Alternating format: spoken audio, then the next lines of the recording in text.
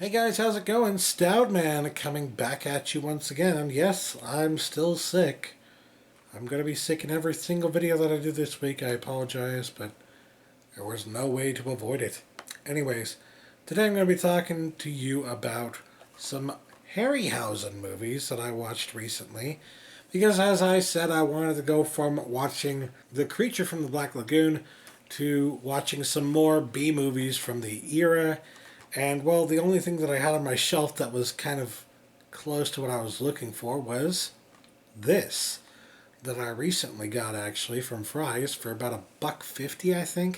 It was a really good deal for some Harryhausen classics here. Got 20 Million Miles to Earth, and it came from Beneath the Sea. I have to say, I've never seen either of these two. I had never seen either of them. And then I popped it into my Blu-ray player just to check them out because I wanted to watch some more of those B movies, and I figured these might be a little bit better than what I get on my 50 movie sets that I've got down here. These sets right here. And sure enough, I was dead on correct. These movies are way better than anything you're going to find on those sets. And that's not to say that those sets aren't a lot of fun to watch with some friends and just poke some fun at the cheesiness of them, you know. Maybe get some riff tracks with them, because I'm sure riff tracks have done a lot of those movies. But if you're actually looking for some solid B movies from that time period that are actually kind of enjoyable to watch, these two right here are quite good. They're not excellent. I won't say they're top of the line, but when you compare them to some of the stuff in the multi-sets that you'll find out there, these are really freaking good. In particular, I really liked It Came From Beneath the Sea. That movie was, I feel like, ahead of its time in a lot of ways, because it features a female character who is being kind of belittled by one scientist who likes her, and the scientist who likes her, of course, is trying to like move in on her. He's trying to get her to settle down and be, you know, the typical woman, but she's a modern woman. So, of course, in that time period when you've got women's liberation coming about, it's not really there quite yet because this is the 50s and women's lib kind of starts happening in the 60s, right? But you're already seeing the beginnings of that kind of thing happening in the 50s.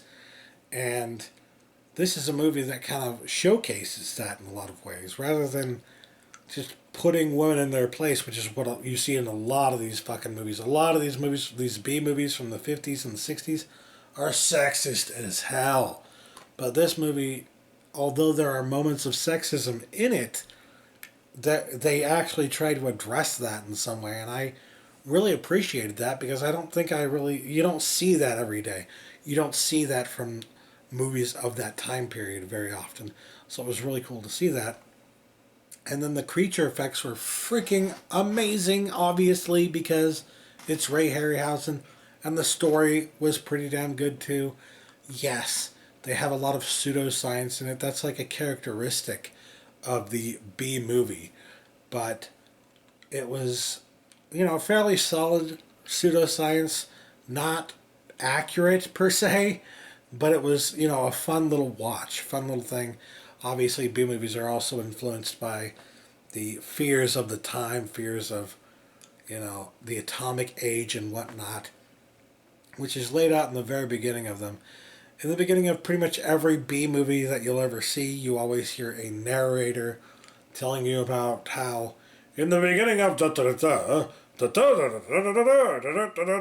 you know, and they'll lay the whole thing out for you, and at some point they'll mention how in the atomic age, this is what's changed, and now we don't know what's actually going on, you know. It kind of plays on the fears of those times, and I really like how they have a narrator doing that in almost all these movies, because it really kind of differentiates the sci-fi B movie from other sci-fi horror movies and whatnot.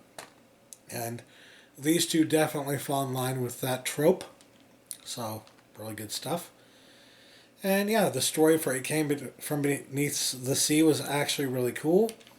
20 Million Miles to Earth is probably more fondly remembered and more of a classic. I liked the story, but I guess I don't feel like it was as good as It Came From Beneath the Sea. It's a pretty good movie, but it suffers also here from the lying cover art. You never see this happen in the movie. But as usual, the monster always has to grab the girl, at least on the cover. So, what are you going to do? I highly recommend this set for anybody who does not have it. If you find it for cheap, like less than $5, this is a really cool set. These are two really good movies. I won't say that the transfer is very good. There's no disc art. But in terms of the fact that you're getting two pretty damn good Harryhausen movies for a couple of bucks, that's a really good deal. It's a steal. I am so glad that I got this for $1.50. Really good deal. Really good pickup, I think, on my part. I didn't know how good of a pickup it was until I went and watched these again. But sadly, after watching these, I looked at my collection and I said, I don't have any other movies from this time period. The only ones I do have are on these 50 movie sets. And I watched one of them with my friends and I was like, oh my goodness, this is crap. This is horrible. Why? Why? And yeah, I didn't feel like going any further with that. I was like, you know what? Screw it. I'm not going to continue with this 50s B thing. I'm going to go straight from 50s B to some more movies that happened afterward, or even at around the same time. So, sure enough, after that, I decided to watch Invasion of the Body Snatchers, and that is going to be my next video. So yeah, I'm going to be talking about Invasion of the Body Snatchers, the first original movie, the first remake, and then the Invasion. So stay tuned for that. But until then, suffice it to say that Harryhausen movies, fantastic for this time of year. Well, fantastic for any time of year.